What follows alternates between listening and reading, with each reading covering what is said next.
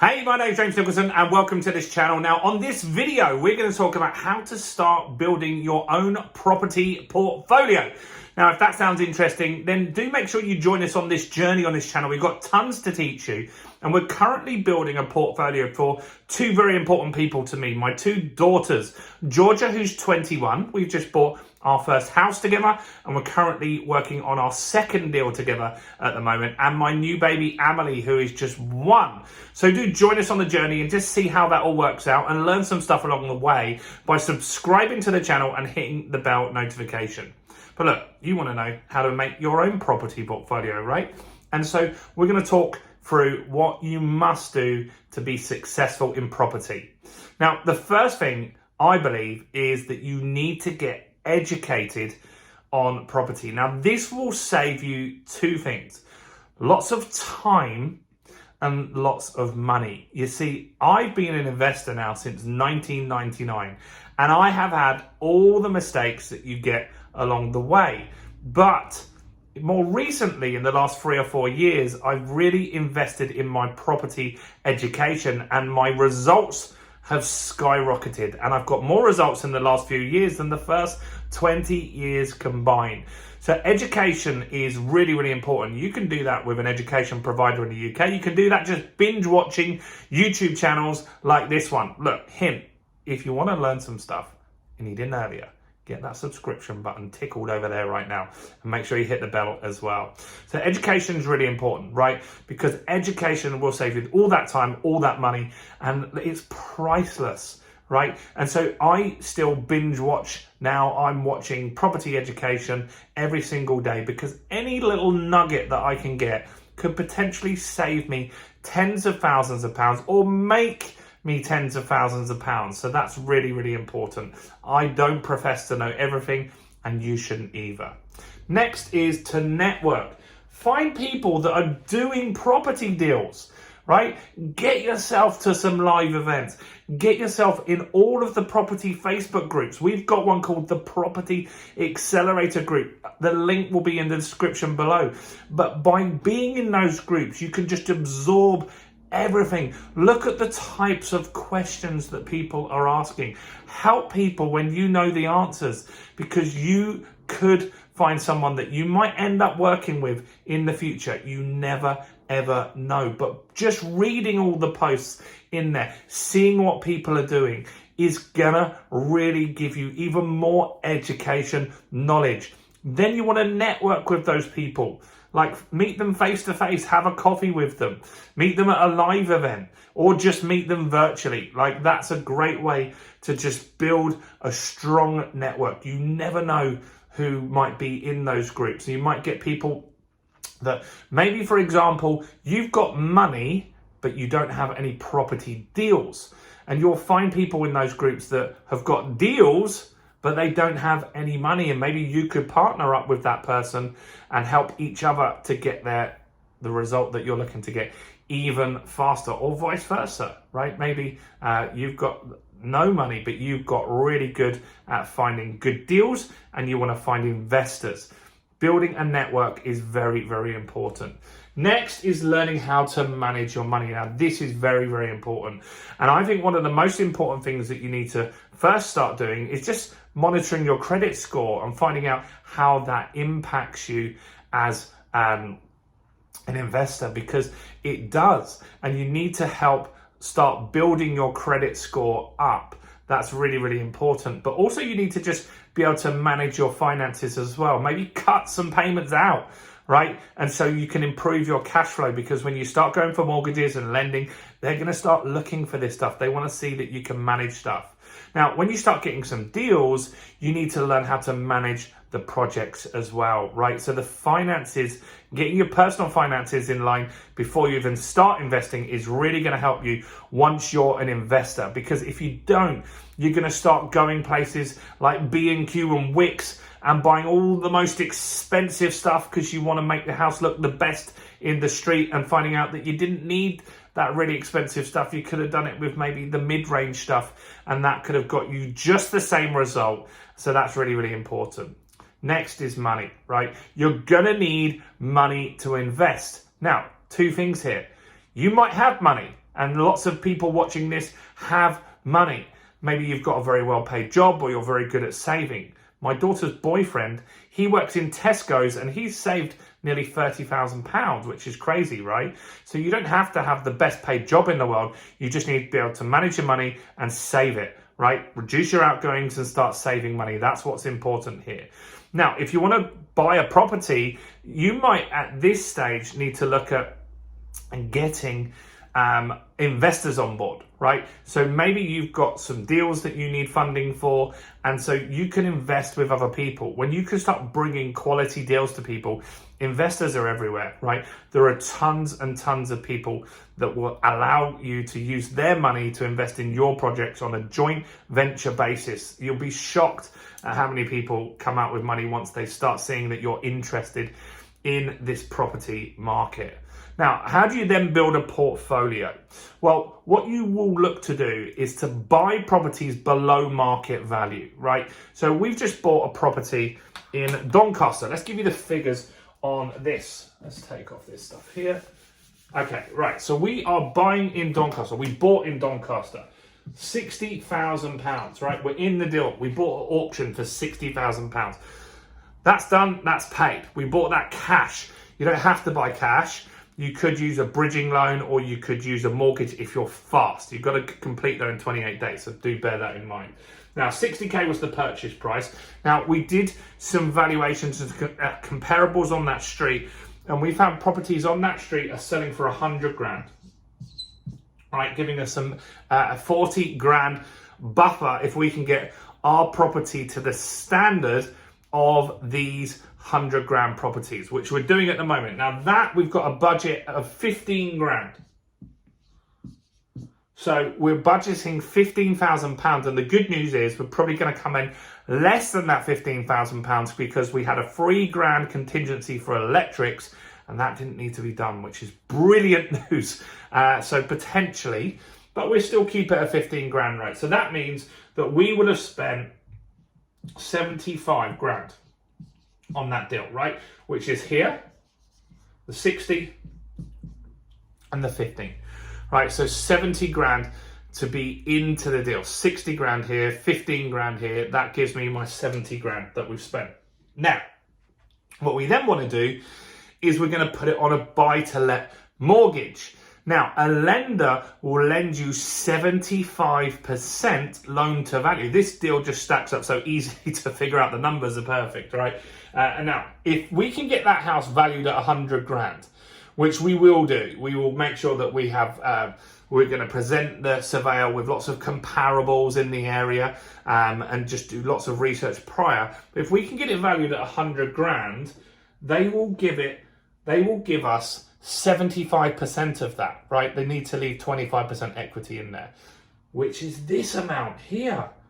So that means that if we can get it valued at 100 grand, we will then have all of our money back. They'll give us this 60K back. They'll give us this 15K back, which adds up to this 75K. And that means that we've got that house effectively for nothing. Yes, we've had to pay money up front and stuff like that, but we've got most of our money back out of that deal in just a few months. Now, how do you build a portfolio from the back of this? Because what you're looking for is properties that are below market value. How you can do that is you can go direct to vendor. So you can go to people that need to sell their house fast. You can go to auctions, is how we did this one. This one was in an auction, right? And so you want to find somewhere that you can add value to that property. That's the most important thing, is that you can add some value to that property. Now, when you can add value to the property, that is when you're going to be able to pull out equity, and then you're going to take that money out. This is either investor money or your money, and then you go again, right? Now, we had to put 60 grand up front into this deal because we bought at auction, but we could have found a deal similar to this outside an auction, and then we could have put a buy-to-let mortgage on it, and we would have had to have that stage, if we said it was at the stage of buying it, it was 60 grand, we would have had to have put in 15 grand as a deposit, and we'd have had a 45 grand loan. Then we can refinance that in the future. Now, that's one way right? And that's a fast way to build wealth. But not everyone is going to have these fast strategies. Sometimes you're going to just take a little bit longer and it's going to work out just as well for you. So let's talk about another deal that I did in 1999. Some of you weren't even born then, right? In 1999, I was 18 and I bought a studio flat in Dorking in Surrey for 45 grand. My biggest regret is that I didn't buy more of those, right? Now, that property went up in value multiple times and I released equity at different stages. So I bought that as a residential mortgage initially. So the deposit on that was only £3,000. Then I moved out and at that stage, I put it on a buy-to-let mortgage. So let's just say that the value now was 100 grand, which was roughly what it was when I got it valued the second time round. Now, it was £100,000 for that the value of that property. So how much would they lend me? 75 grand. Now, look, just before we jump into this a bit more, if you're finding this useful, can you help me out, guys? I want to get this out to more people on YouTube. So smash the like button over here quickly, guys. Smash the like button and ask any questions in the comments that you've got. Right, so the house was bought for set 45. Then this was probably 6-7 years later, I think. And the value at that stage was at 100. Now the lender would lend me 75 grand, right? Now, let's just say I hadn't paid any of this off. So if they lent me 75 grand at this stage, they lend me 75. I've got to pay back this amount up here, right? I've got to pay back this amount up here. So if I pay that back, that leaves me 30 grand. So what we're saying at this stage is you now owe the bank 75 grand. I'm paying this off on an interest-only mortgage. The house is worth 100, or flat is worth 100, and you've got 30 grand in your pocket because you've released £30,000 in equity. And this is what I then took this 30 grand and bought another property, which was a flat in Hastings, right? Now, roughly what was the flat in Hastings worth? I think it was around 75 grand, right? 75 grand. So let's just see the numbers on here. Let me get up a calculator. I'm terrible at maths. Okay, 75 grand divided by 4. Okay, so I need an £18,000 deposit. So I need £18,000 out of this 30 grand that I've got to put into this to be able to secure this property over here, right? So that's going to leave me around £11,000 left, right? So the £11,000 is left that I can start putting towards another deposit. Now, this house up here, still going up in value, right? Most of my deals actually worked out off of this one. I borrowed again and again and again. So eventually, the market had a bit of a rise quite quickly, right? And now this property that I bought for 45 then went up to be worth 150 grand, right? So it's worth £150,000 and I've got a 75k mortgage. Now, they will lend me at this stage 75% of the 150. So let's just see.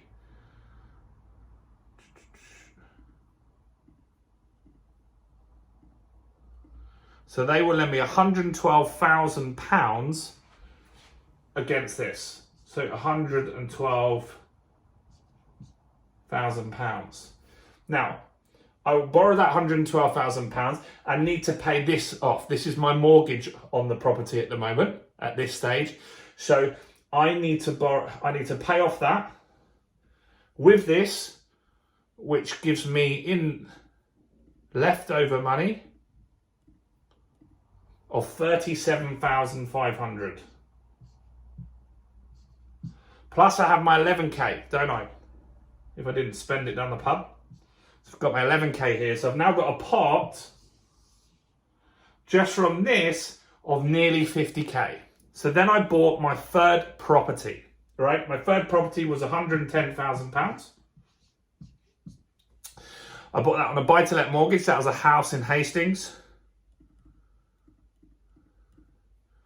So I needed a deposit for that one of 27,500. I've easily got that here. Right, so this is my pot of equity that I've released. I only needed £27,500 to buy this one, and that's how I built my portfolio.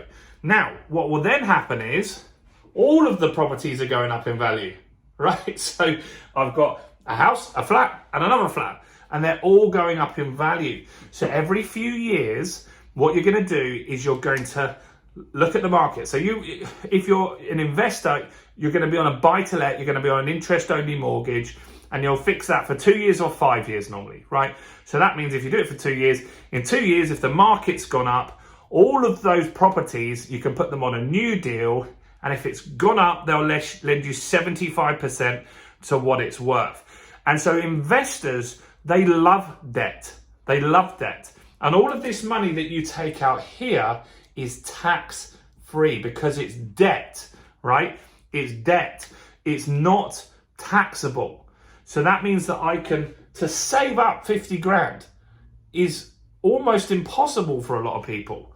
But once you get your first deal and you start getting some momentum, the first deal in property is the hardest deal that you'll ever get, right? The second deal will get easier, and once you get like 4 or 5 properties, it will get even easier because some properties will go up, some will go down, and yet the market could go down at some point.